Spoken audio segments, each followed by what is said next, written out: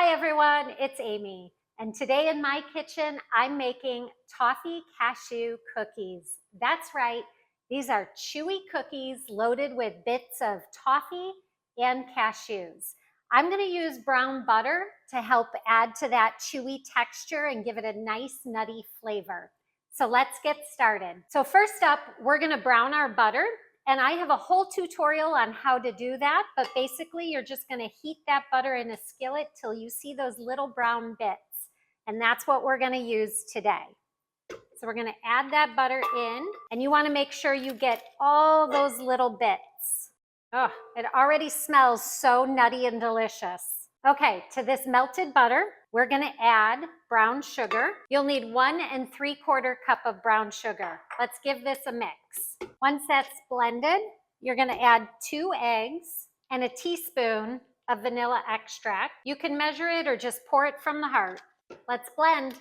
That looks so smooth and perfect. We're going to add in 2 1/2 cups of all-purpose flour, half a teaspoon of baking soda, a 1/4 teaspoon of baking powder, and half a teaspoon of kosher salt. And we're going to mix that just until it's combined. Once your dough starts coming together, you're going to add in a cup of toffee bits. I'm using the kind that have the milk chocolate with them. You can use either style of toffee bits. These are just Heath candy bars chopped up. And I've got a cup of chopped cashews. I like to use the salted ones because sweet and salty go so well together. And let's get that mixed up. Perfect.